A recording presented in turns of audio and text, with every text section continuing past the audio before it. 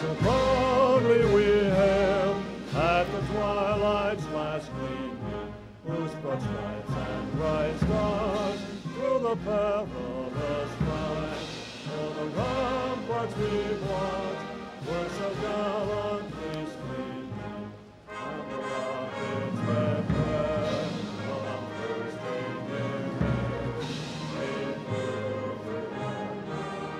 that our flag was still there. Oh, say does that star-spangled banner yet wave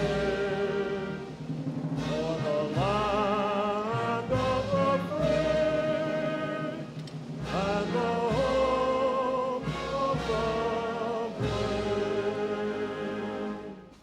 Right, shoulder, huh!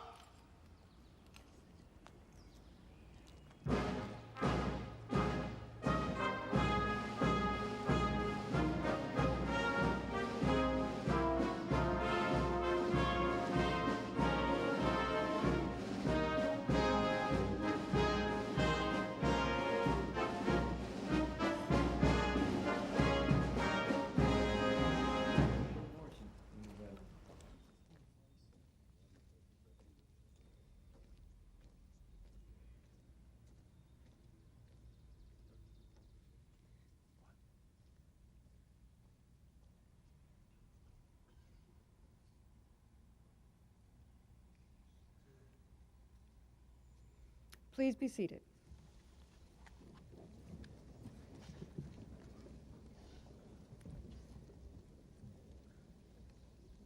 My name is Trudy Peterson. I'm the Acting Archivist of the United States. On behalf of the staff of the National Archives, welcome. Let me introduce our guests on the podium. We have with us Louis Goldstein, Controller, State of Maryland. Thank you, Mike. We have Senator Paul Sarbanes.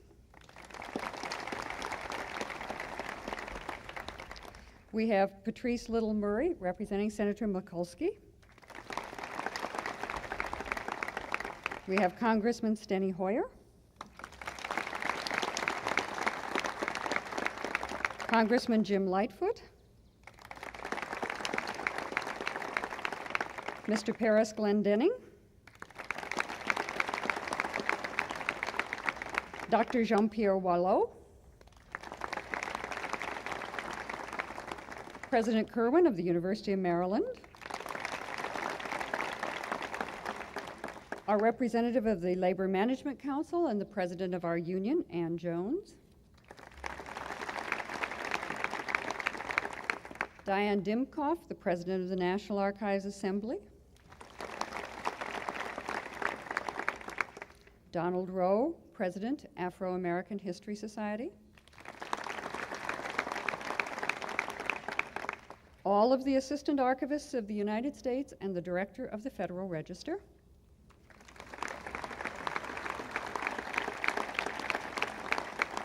And let me recognize two very important people in the audience. Former Archivist of the United States, Robert Warner.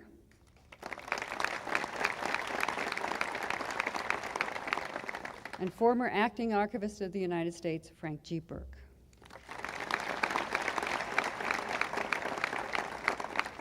I want to acknowledge and thank those responsible for this building, the many people of the incredible staff of the U.S. National Archives. Particularly, however, I want to recognize 4 employees who played key roles through the duration of the project, from its earliest inception through the planning of today's event. As members of the Archives 2 planning team, I'd like all 4 to rise, and then a very big hand of applause. James McGronigal, Adrian Thomas, Marvin Schenkler, and Michelle Pacifico.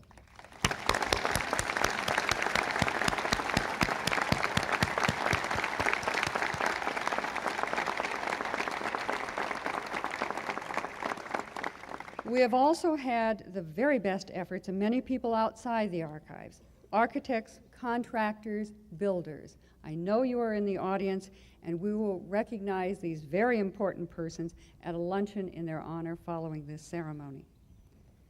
Now, an archives is three things. It is a building, it is the records contained therein, and it is the institution which administers them. This is a double ceremony. Today we celebrate a new building of the archives and the 60th anniversary of the archives as an institution. I welcome you to the archives world's most advanced records preservation facility. We hope we've built it to last 100 years, and its modern facade envelops the world's largest, safest, most advanced record storage system. Our building in central Washington was erected prior to the creation of the institution of the Federal Archives Service, and it was built with hope but without expertise.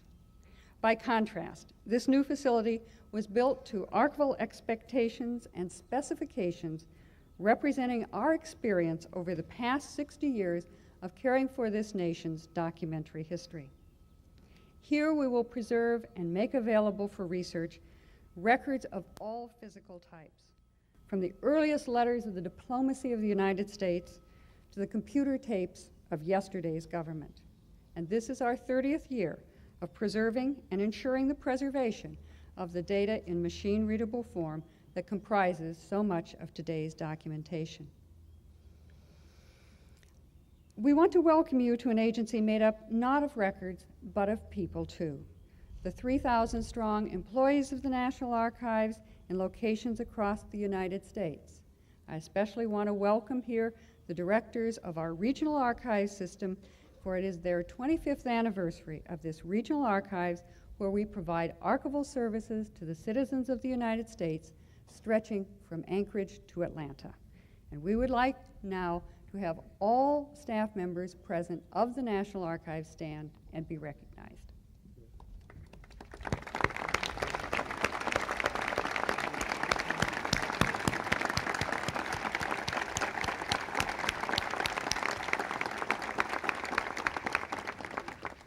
Speaking on behalf of the staff of the National Archives, we pledge as a group to the American people that we will live up to our mission as guardians of heritage, and this building is a symbol of our renewed commitment to the guardian role and our rededication to our important responsibility as keepers of this nation's heritage.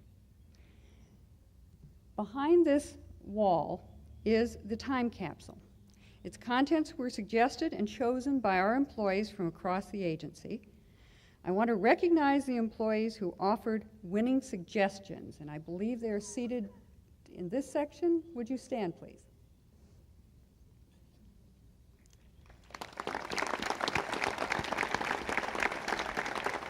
The suggestions were creative and unique. We have taken a picture of the employees whose suggestions were the winning suggestions, and that picture will be included in the time capsule. It's our own contribution to the history of this building, and we're placing it behind the podium to be opened 50 years from today. And I promise you, as archivists, we will remember. Now, those are my remarks. I wish to begin the program of our guests.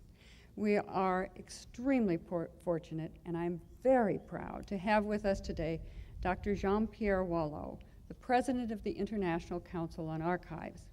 He is the National Archivist of Canada, but as President of the International Council of Archives, he is the leading archivist of the world and represents the world's archival community. He has been National Archivist of Canada since 1985. He is a scholar of world renown. He has studied history. He received his doctorate from the University of Montreal, and in 1991, he was named Officer of the Order of Canada by the Governor General of Canada. May I present to you our colleague and our friend, Dr. Jean-Pierre Wallot.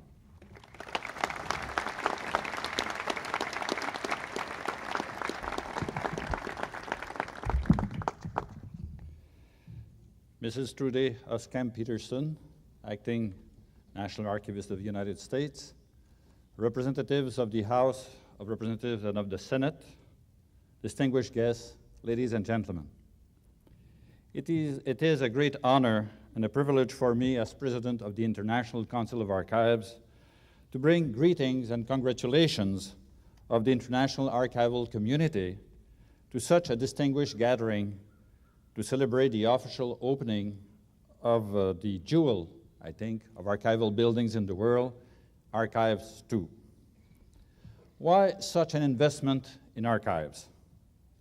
Well, because they constitute the memory of nations and of the world, because they gather and organize the sediments of our predecessors of the past to enrich the roots that nourish the understanding of self and of others, that give perspective, knowledge, and a clearer view of past and present paths so that we can better chart future courses.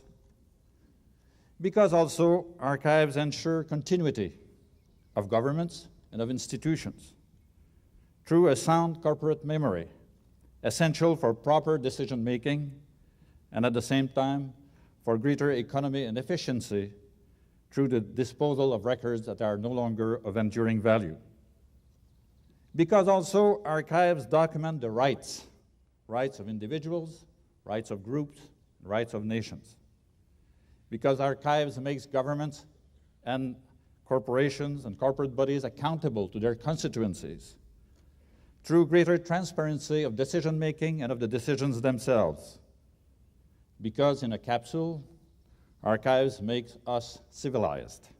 That is rooted, thoughtful, knowledgeable. Ultimately, without archive, there are no George Washington, no Abraham Lincoln, no specific remembrance of country, only amnesia and sometimes imbecility. This is why enlightened governments protect, assist, and promote archives. Thus, on this occasion, I must congratulate the American government for having such foresight and respect for the American National Archives. And in particular here, I would like to salute the special role played by Congressman Heyer for the financing of this project and the location of it on this campus, with, of course, the help of the University of Maryland. Now, I also want to congratulate the staff and management of the National Archives and Records Administration, who have worked hard for an archival building that sets a new benchmark for the whole world to follow, and also to reaffirm their status as world leaders in archival science. In concluding, may I suggest that it is symbolic that I, as National Archivist of Canada, and Trudy Peterson, as Acting National Archivist of the United States, find ourselves on the same platform, not only for this occasion, but because both American and Canadian archives have been engaged in a free trade of ideas, technology, and archival practices for a long time before free trade agreements were signed between our two countries. Also, it's also very fitting that although I am president of the International Council of Archives, Trudy Peterson plays a very special role in the International Council by being vice president and head of the roundtable, which meets annually between the different congresses. So congratulations, best wishes, and admiration from the International Council of Archives and the community out there, and God bless you and your work.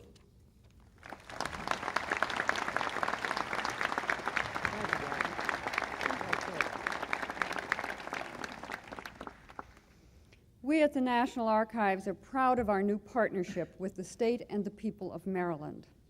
We recently hosted here in this new building a symposium, one of the first public events to take place in our beautiful new auditorium that we co-sponsored with the university on the topic of community and communications, a very important issue for us all.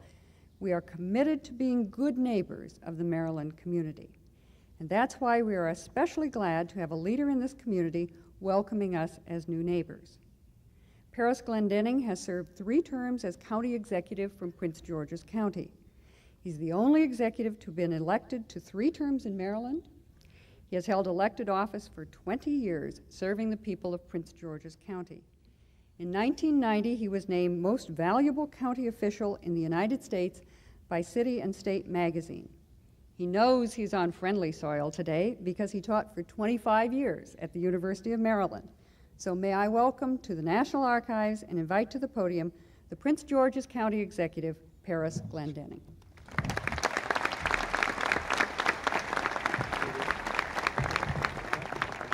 Trudy, thank you very much, and let me say I am very, very pleased to be here today. Everyone is, but in terms of the various agencies pulling together and so on to make this work, I am extraordinarily pleased to be here. I do welcome everyone who is not a Marylander to Maryland, and I welcome everyone who is not a Prince Georgian to Prince George's County. Some of you, by the way, may have had the bad weather and all I hear elsewhere. This is just absolutely typical 24-hour-a-day weather in Prince George's County. And you'll only know differently if you live and work right here. Let me also, as I say, welcome. This is not just a dedication of a physical facility that we're doing here. We should remember that the future is indeed found, to paraphrase Barbara Tuchman, the future is found really in the distant mirrors of the past. And herein will lie the mirrors of the past as we look at our own future. I am very pleased that this facility is here because this is another flagship facility for Prince George's County. The American Center for Physics opened several weeks ago in College Park. The Hughes Information Technology Company in Landover is designing and building one of the world's most sophisticated data processing operations at NASA. The Machinists Union World Headquarters is located in Upper Marlboro, and Archives now joins other long-standing major institutions in our county. The Goddard Space Flight Center, the Census Bureau, the Patuxent Wildlife Research Center, the Beltsville Agricultural Research Center, and of course, the flagship here, the Center of Excellence and Teaching and Research, the University of Maryland.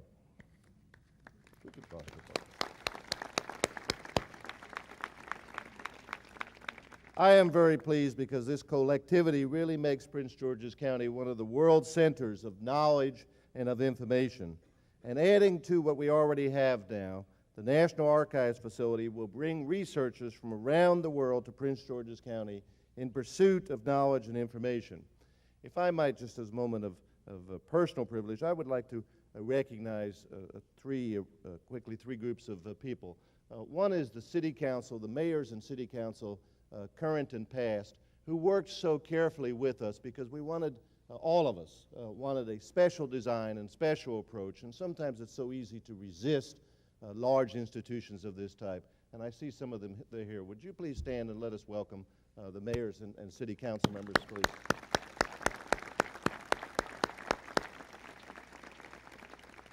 And if I might also, and I'm not sure whether I've seen some of my colleagues here, but from the County Council who gave us such flexibility. I know they have some meetings here today. Do we have members of the County Council here as well? If not, if we could at least recognize them in absentia, they work so cooperatively with us in the community. And then lastly, if I might, you know, it is easy for me, and I came here and I said part of the discussions early on were, we'll build the road out front. Now, except for the winter, the road would have been completed, but we'll build the road out front. And I said, sure, we'll build the road, it'll be done. And we'll adjust all of the site plans and the storm drainage and a variety of other things so that we can preserve the trees and work with the community. And I would sit in those meetings and say, fine, we would do that. But that's the easy part about being county executive. What you then end up doing is transferring that to the people who really do the work. And I would like to recognize, if I might, three very key staff members. Alvin Nichols, my Deputy CAO for Business Development, John Picari, my Special Assistant for Business Development, and Mike Errico, who had promised the road was going to be finished. But I will tell you, has done one heck of a job considering the weather and all. Gentlemen, if you would stand just for a moment and let us recognize you as well.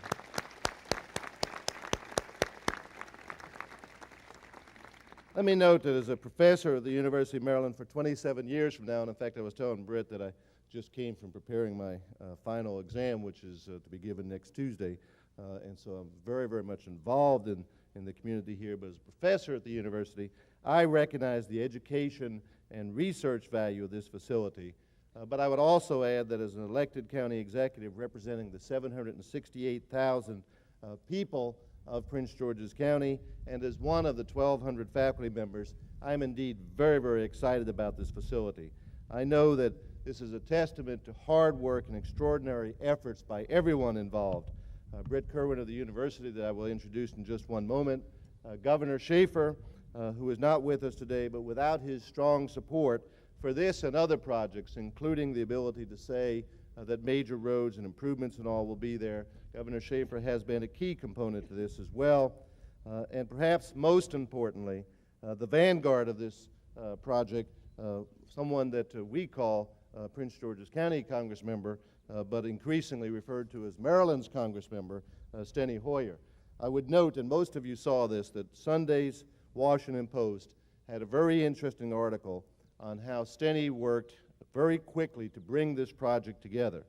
What the article did not say, however, was how hard he worked throughout the process to overcome the countless snags and obstacles that came up as the project moved forward.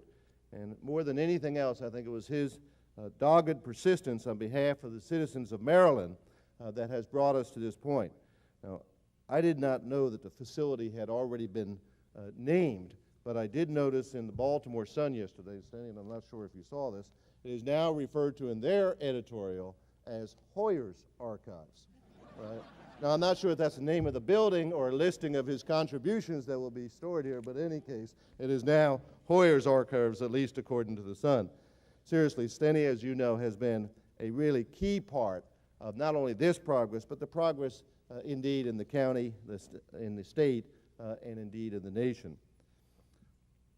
I want everyone really to understand what today means, and not only is the finest archival facility in the world, but this is the teaming up of truly world-class public university with the world-class archival institution, and I believe that will indeed strengthen both institutions. I do have the pleasure now of introducing an extraordinary gentleman, a truly respected academician, and I know that the entire faculty joins me in saying that he is not just an administrator, he is indeed one of us. He has moved the University of Maryland forward in the pursuit of excellence. He has been the embodiment of that excellence. Brett Kirwan, the president of the University of Maryland at College Park. This is a great day for the university and for the state of Maryland.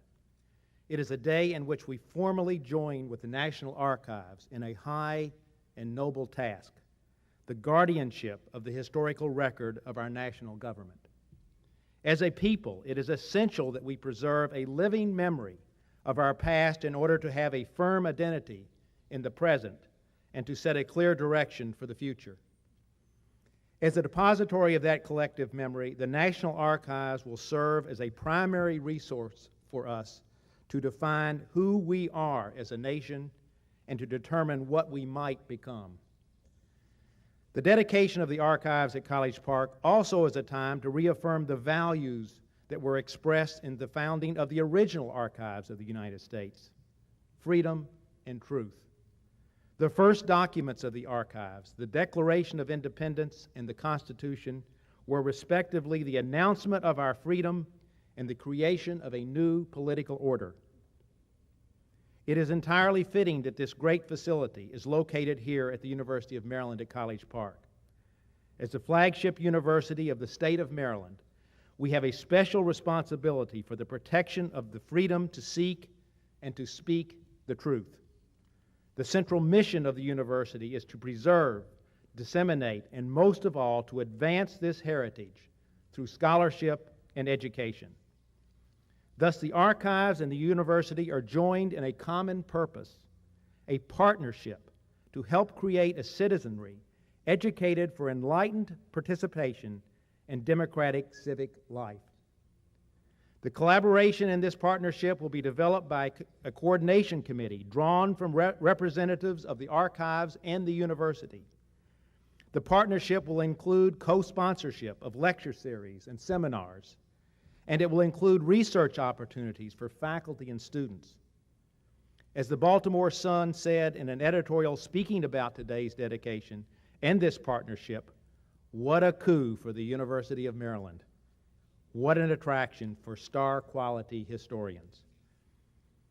The construction of this magnificent facility at College Park would not have been possible without the strong support of Maryland's congressional delegation, including most especially Senator Paul Sarbanes and Senator Barbara Mikulski. In the effort to build the archives at College Park, however, one member of the delegation deserves special recognition. That member is, of course, our alumnus, Congressman Steny Hoyer.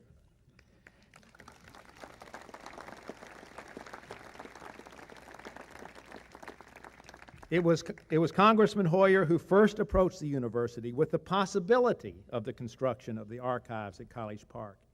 And it was Congressman Hoyer, through his extraordinary efforts, who saw that the enabling legislation was passed in record time. It is not too great an exaggeration to say, this is the house that Steny built. And what a house. We need also to express appreciation to the university's Board of Regents. We have with us today Senator Joe Tidings, who's a former member of our Board of Regents.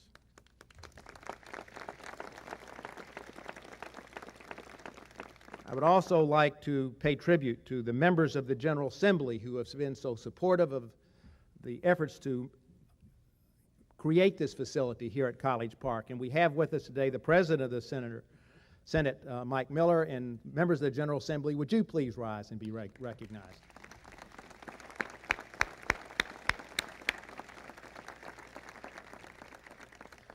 And we must also give thanks to the state's Board of Public Works, who gave final approval to the lease arrangements for the building of this facility on university land. Unfortunately, the chairman of the Board of Public Works, Governor Schaefer, could not be with us today, but we have the two other members of the Board of Public Works here with us. First, I want to recognize the state's treasurer, Lucille Maurer.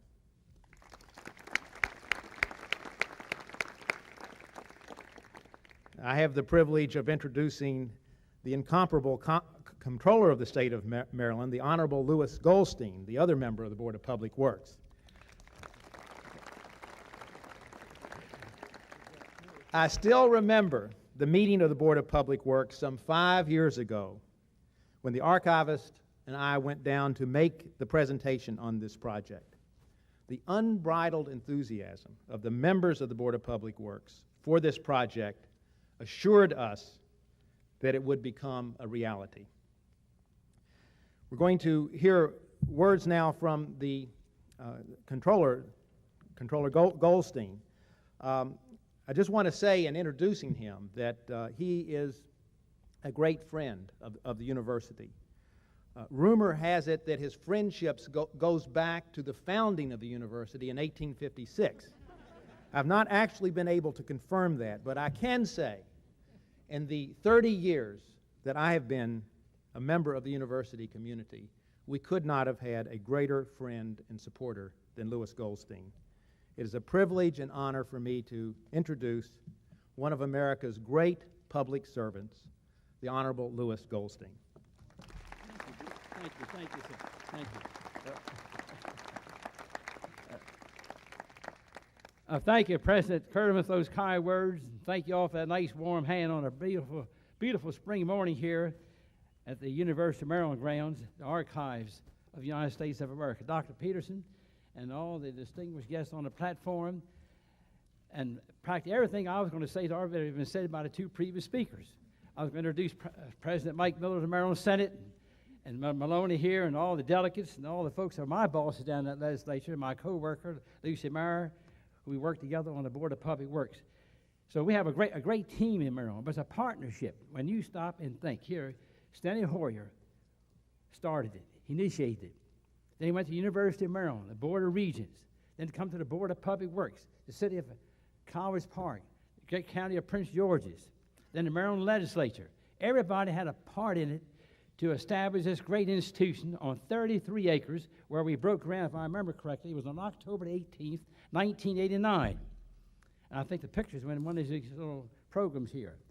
Because I'm supposed to be up here speaking. Governor William Donald Schaefer is supposed to be the speaker. So I'm speaking for Dr. William Donald Schaefer. He's got a University of Maryland degree. We call him Dr. Schaefer this morning. And I was speaking for Lucy, and I was speaking for the legislation, all these other wonderful folks.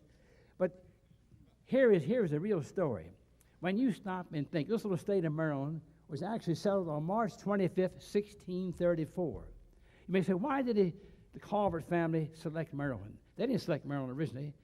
Our good friend from Canada, he went up there off Newfoundland in 1625. And the weather was so cold, half of them died. And they got back on the ship and came south. And landed down in Virginia. And because Maryland had some folks that were Catholic in the background, they sent him down to North Carolina. And the boat ran aground and so forth and so on. But he came back up the bay, this great Chesapeake Bay area, and said, boy, this is the place. And if you ever read John Smith's description of Maryland, when he came up to Chesapeake Bay in 1608, the most delightsome land. Oh, I wish I could go, and I don't have time to do all the talking about it. But it's so true today. There's some 4,700 miles of navigable water in the great state of Maryland.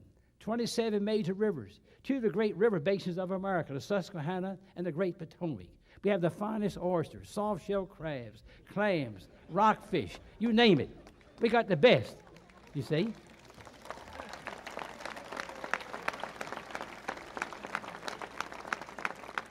Then when George Washington had to pick the site for the capital of these United States, there were 3 places in Maryland. Havre de Grace up on the Susquehanna, where Joe Tidings comes from. It has that beautiful farm overlooking that great bay and that great river.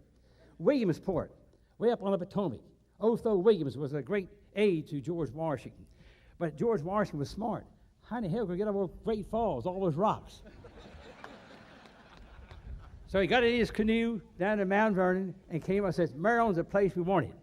And Virginia. Well, Virginia, you know, they backed out and took the land away. So here we have the nation's capital right in Maryland. We have the archives here in Maryland. And it's County Council Glendale, he named all the other facilities here. But here's a real story.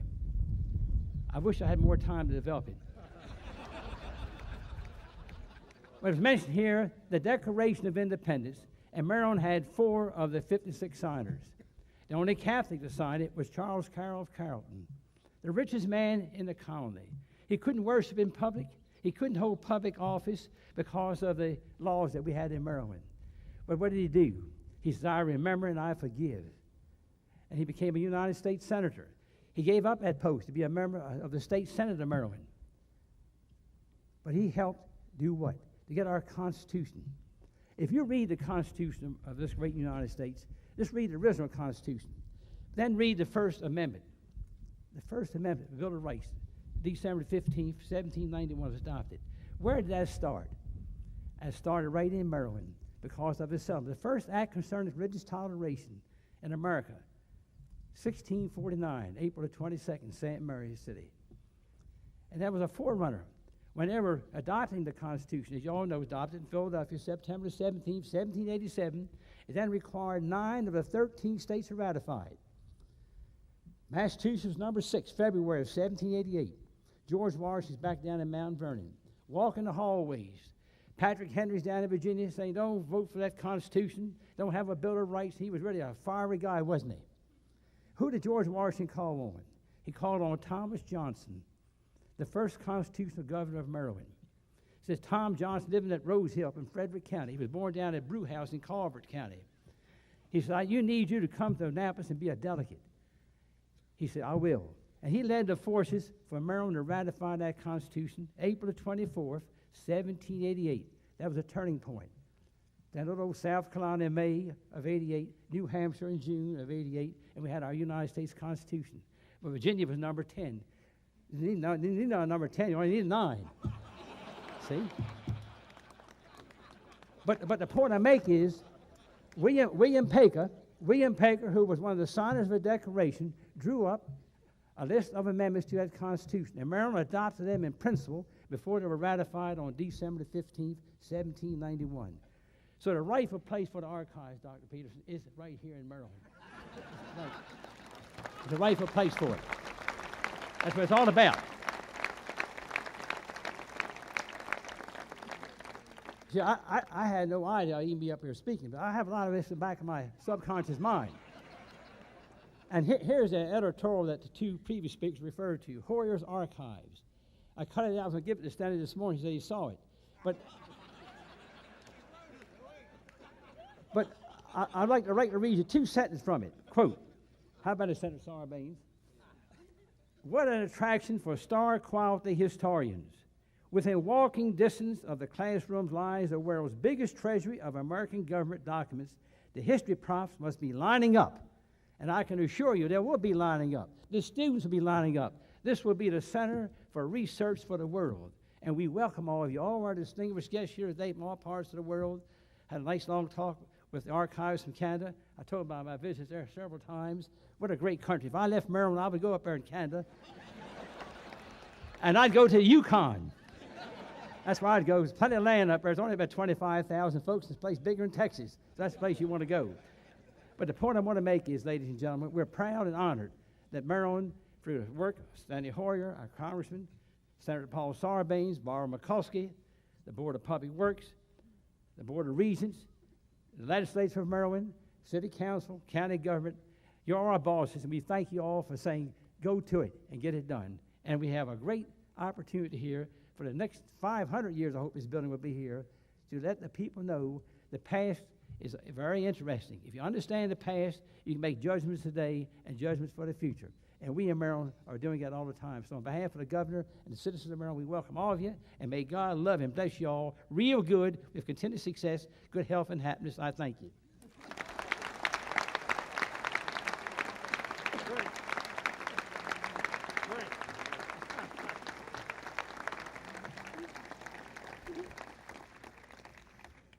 Thank you, Controller Goldstein. We are truly deeply grateful for the assistance from the state of Maryland, including Governor Schaefer, and the assistance we received from the administration in Annapolis in making this event possible. I want to especially recognize again, on behalf of the National Archives, the Public Works Commission, the Treasurer, and the Controller. We also want to pay special recognition to the absolutely critical role of the Maryland Congressional Delegation. We hope this structure will be a reminder to the people of Maryland of how well they are served by the representative form of government that's reflected here in the nation's archives. One of the champions in bringing this project to life and to Maryland was Senator Barbara Mikulski. She played a critical role in securing authorization to fund the building design for this building. And that critical step got us started putting the plans to paper. She's always been our advocate in the design of this building, making sure that we have proper facilities for the staff who work here. We want to acknowledge and publicly thank her for her efforts on our behalf and on behalf of the people of Maryland. We are sorry that she cannot be with us today, but we have a representative of her office, Patrice Murray.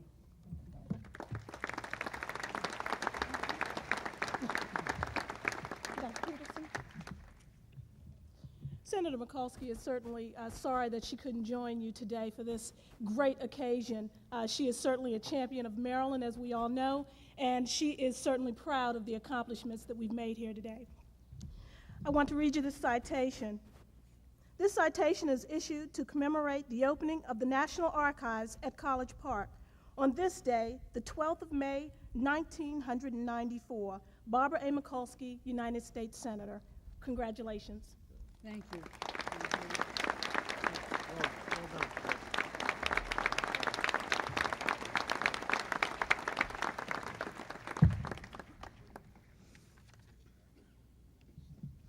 We're extremely pleased to have with us today the senior senator from the state of Maryland. Senator Paul Sarbanes is serving his third term in the United States Senate. He serves on the Banking, Housing, and Urban Affairs Committee. He is the chairman of the Committee on Housing and Urban Affairs. He's on the committees on Budget and Foreign Relations.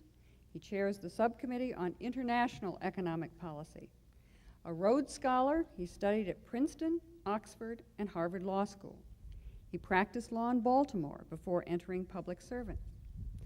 We at the National Archives, however, know Senator Sarbanes best as one of our best known but stealth guests.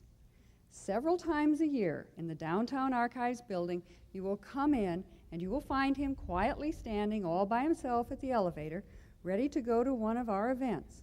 He comes in without any fanfare. He comes to view presentations. He comes to view programs. He comes to explore our holdings. He's always welcome, and we certainly hope he will make himself just as much home in this building as in the one in the center of the city.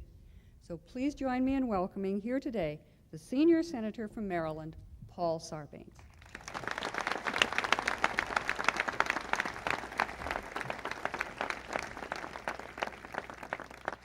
Thank you very much, Trudy. Ladies and gentlemen, good morning. I think this can only be described as a grand occasion.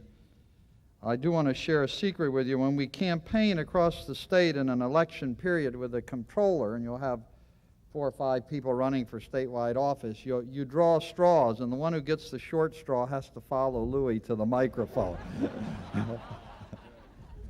And you can see why here this morning. I do want to correct one thing that was said. Louis Goldstein has been the comptroller since the colony was founded in 1634. Nearly 5 years ago, on a rainy day, on October the 18th, 1989, I had the opportunity to join with a number of you who are here, the comptroller, Steny, others, in the groundbreaking ceremony for Archives 2. And as is, of course, befitting the archives, which keeps the historical record, there is, in fact, a picture in the program as proof positive of that occasion, and I commend it to you when you have the opportunity to go through it.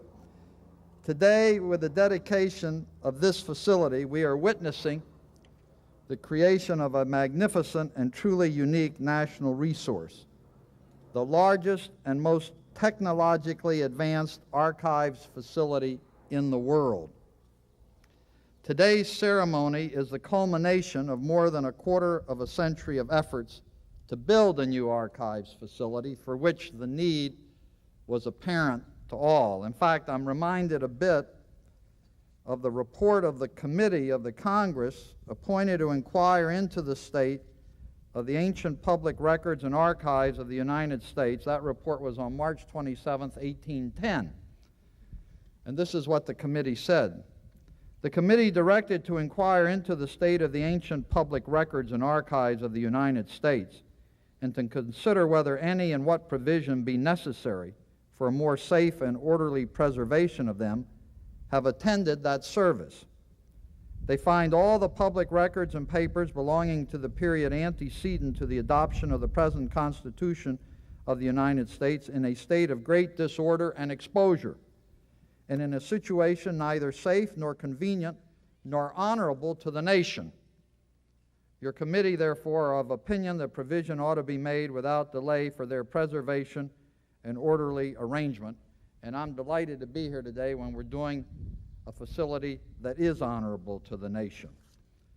Now, many have worked to bring this day about, and I'm not going to spend a great deal of time repeating what others have said, but I do want to underscore, first of all, the contribution of America's archivists and the other federal officials at the National Archives and Records Administration who have worked tirelessly to improve the storage and preservation and use of the archival record, and will now be able to move in and maximize that effort through the use of this magnificent facility. President Kirwan, his predecessor, John Toll, others at the University of Maryland who provided this property for the new archives building and saw the significance of locating the archives here on the University of Maryland campus. To bring the archives together with one of America's great public universities is to create a synergism that will redound to the benefit of all. And we're absolutely delighted that this facility is on our flagship campus. Louis has spoken for the state elected officials, the governor, the treasurer, the state legislators are here, Paris, and the officials in Prince George's County who supported this effort. But I think it is fair to say, more than fair to say, that it was Steny who saw the opportunity and moved in a very forthright manner to seize it, and who spearheaded the effort to bring Archives 2 to Maryland. He led the effort of the area's congressional delegation.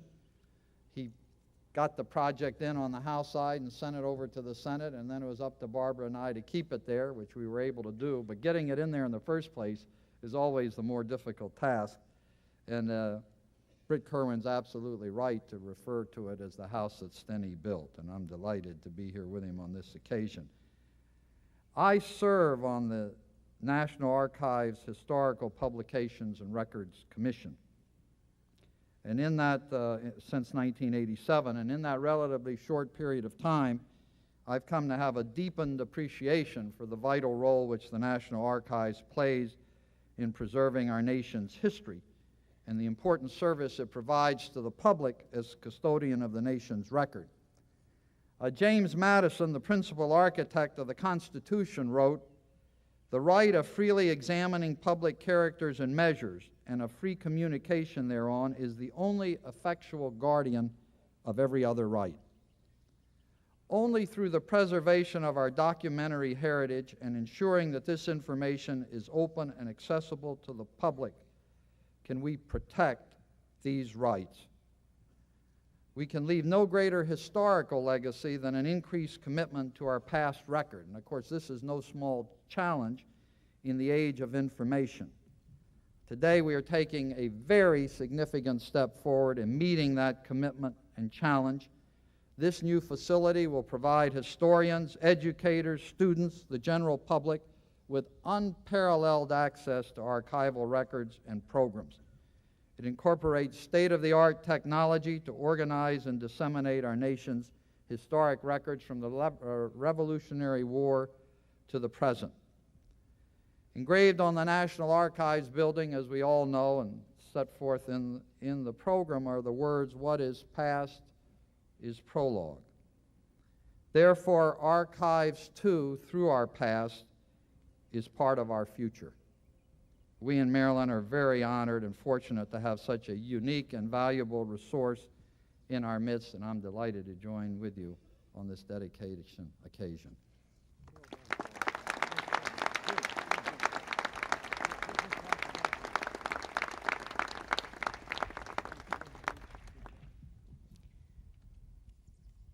We at the National Archives extend unbounded gratitude to another great friend of the archives. He's a lover of history and of our nation's heritage. He's the congressional patron saint of this new facility. He's a champion of creating jobs and opportunity for the citizens of this state. He's an unparalleled booster of the University of Maryland at College Park. Congressman Steny Hoyer is serving his 6th full term in the House of Representatives. He serves on the Appropriations Committee, where he is critical to us as chair of Treasury, Postal Service, and General Government Subcommittee. Congressman Steny Hoyer. Thank you very much.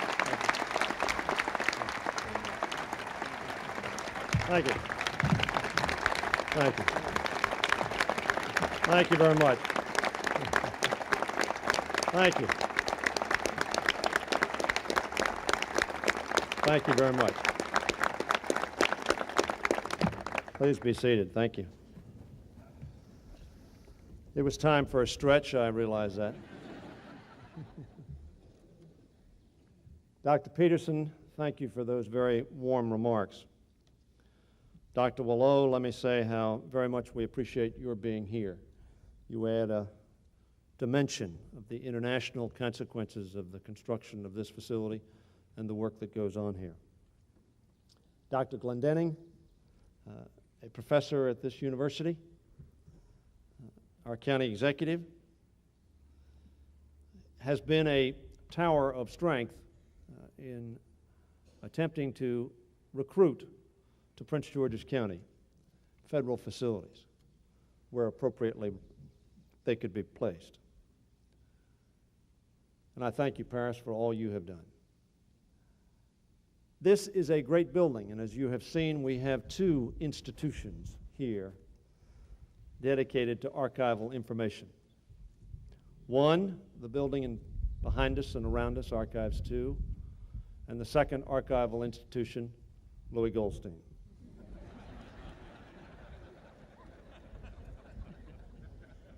Who in 1856 said to President-elect Buchanan, "You really ought to look at this site for archives."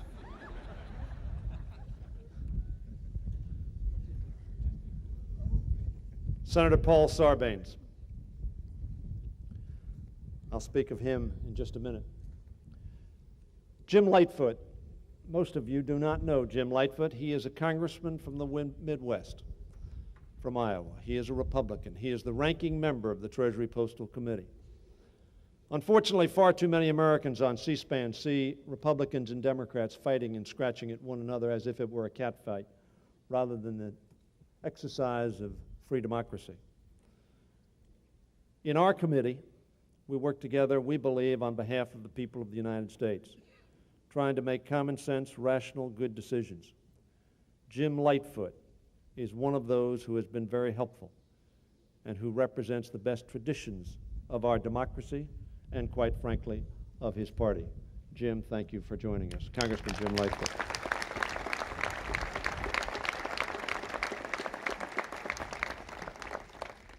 They have been mentioned, but because I am a child of the Maryland General Assembly, let me mention them again, because they are critical to its success. It is a partnership. The Baltimore Sun editorial was very nice, and of course we all appreciate having that.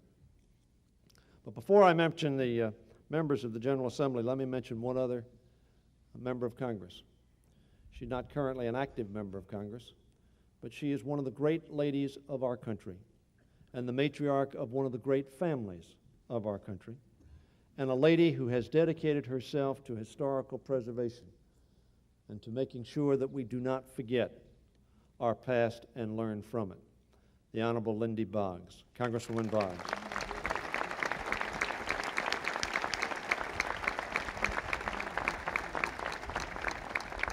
I must tell you, I have a special place in my heart for Mrs. Boggs, for it was at the age of approximately 22 that her son and I started to go to Georgetown Law School together. And we used to study from time to time in the then office of the Majority Leader of the House of Representatives, Hale Boggs, who preceded Lindy as the Congress representative from New Orleans. And so I've known her a long, long time. She is a great lady. Senator Mike Miller, the President of the Senate, from Prince George's County, himself a University of Maryland booster, somebody who stands up for what he believes in. Mike, thank you for being here. And then we don't need to clap after each one of them, but let me recognize the delegates and the senator from this district. It is not easy to place a large facility in a residential community. Even though it is abutting the University of Maryland and is attached to the University of Maryland, there are folks living around us. And like every one of us in this audience, they wanted to be comfortable with their neighbor, the archives. And truly, let me thank you and your predecessors for heightening that comfort level. But Senator Dorman, Delegate Maloney, and Chair Menace, Delegate Menace, and Delegate Rosapek, who could not be with us today, made an extraordinary effort to make sure the community was apprised of what was going on and were comfortable with the product we had produced. Senator Rubin, let me thank you for coming from Montgomery County. Carol Petzold as well, Delegate Petzold from Montgomery County. And my good friend of long standing, whose son and daughter have both worked in my office, who are extraordinary young people and reflect the quality of their parents, the Speaker Pro Tem of the Maryland House of Delegates, Gary Alexander. Gary, thank you. This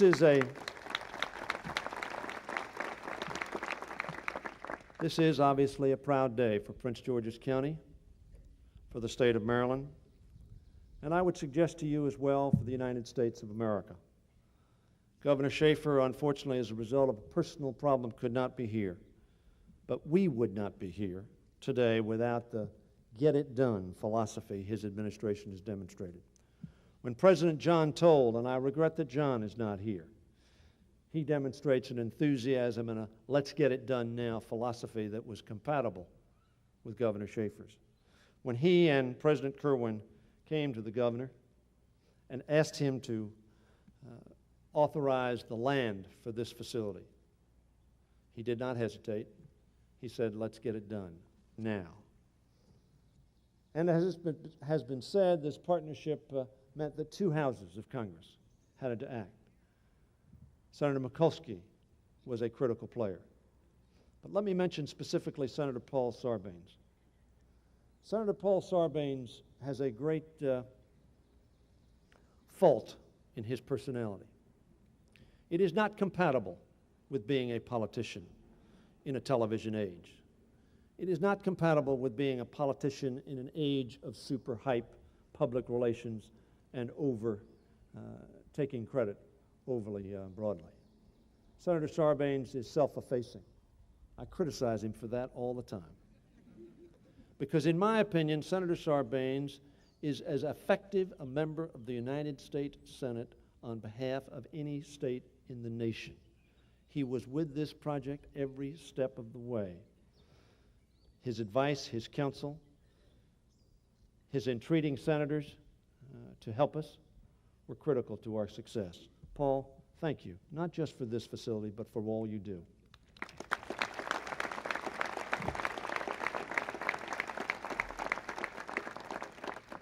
Trudy Peterson. Dr. Peterson, you've done an excellent job shepherding this project to today's ceremony. We had the opportunity of touring this facility as it was nearing completion just a few months ago. And I want to pause here as well to thank some very important people who have worked very hard over the past 5 years to make this project a reality. First, Dr. Frank Burke. Where's Frank? Frank Burke is right here.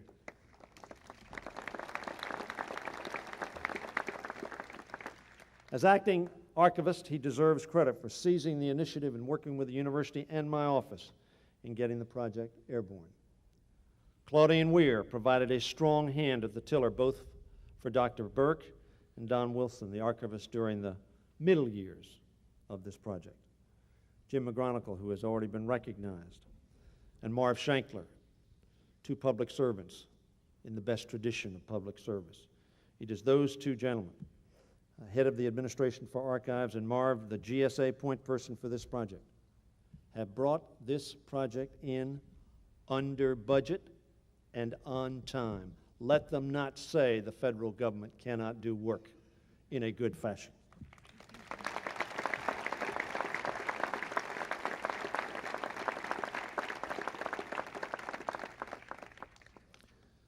I could mention many others, but I must mention one additional one. And of course, that is John Berry, made famous by the Washington Post.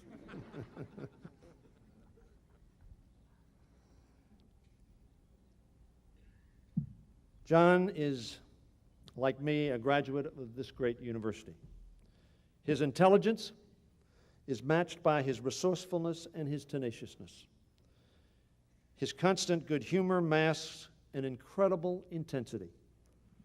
Together, these traits make him an extraordinary, let me underline extraordinary, asset to me, to the 5th Congressional District, to Maryland, and yes, for all those taxpayers who pay his salary, to the United States of America.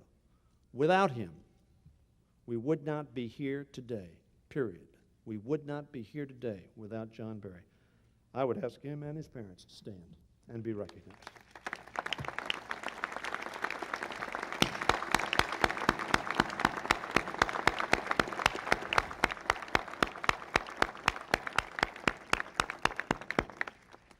There was as well, of course, a partnership with the private sector.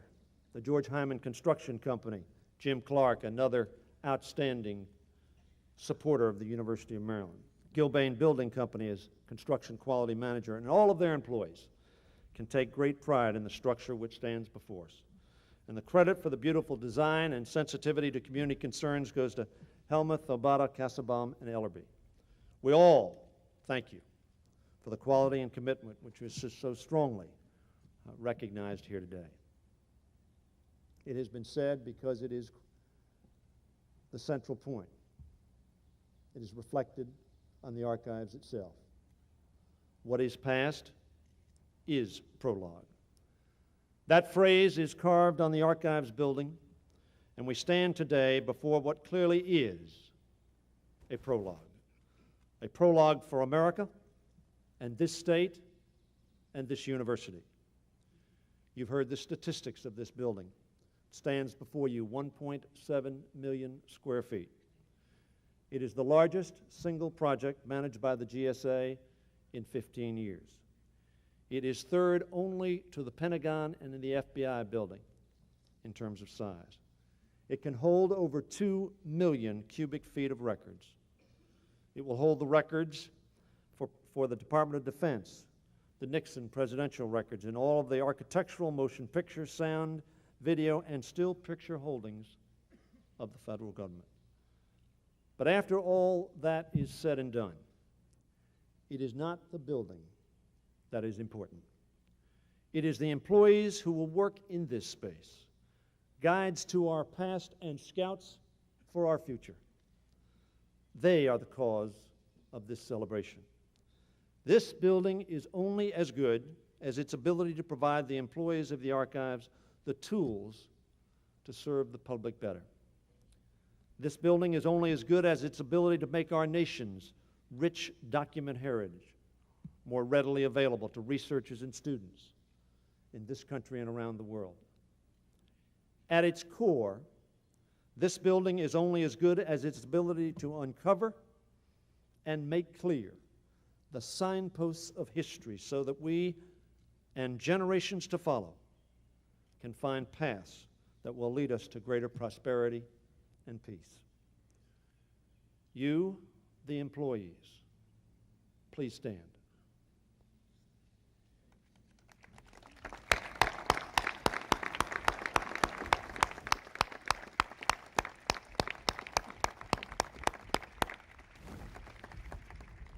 You, the employees of the National Archives who will labor within these walls, have a unique challenge. You must be more than guides to the past. In an age when information is power and increasingly critical for our international competitiveness, you must be pioneers in revolutionizing access to information. You must be forerunners on the information highway, seeking to make information more available, government more accountable, and the services it provides more accessible. We in Maryland are proud to welcome all of you here. You will join other high-tech, high-wage job earners who are the key to the future prosperity, not just of this state, but of this nation. I am especially proud of the partnership that you've forged with my university, the University of Maryland, which will allow this university and the country to prepare future workers with skills of the information age and develop technologies to advance us as a people. In America, we tend to move so fast that we fail to stop and adequately assess from where we have come, where we are, and where we're going. We have always been that way, whether we were settling the coastlines, crossing the continent, or racing to the moon. But we have also, as a people, had the good sense to appoint stewards who carefully preserve our heritage, holding our historic records, documenting our achievements, great and small. This building and this agency itself are expressions of our belief in the permanence of our republic, in the enduring legacy of our democratic government, and in our commitment to creating a better world for all our children. Within these walls will be enshrined our glories and, yes, our foibles, our hopes achieved, and even our dreams delayed. We have built this building to last to the 22nd century. To you, the guardians of our heritage, who will work and study here, we entrust a sacred duty. Winston Churchill, a great politician and historian, said, and I quote, "The farther backward you can look, the farther forward you are likely to see." Ladies and gentlemen who will labor here, with confidence in your skills and trust in your diligence, we ask you to preserve our past and help us see our future.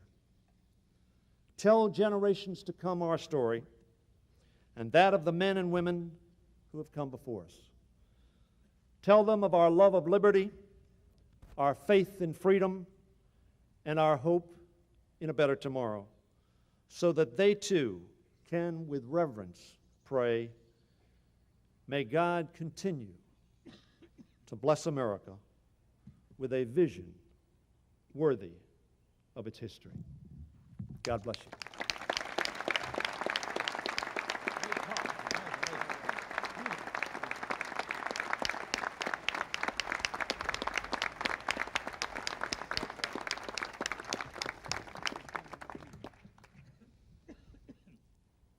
Thank you, Congressman Hoyer, and I am very pleased to announce that in a separate ceremony, when all of the records are moved in, approximately 2 years from now, we will be having a ceremony to name it the Steny Hoyer Research Complex.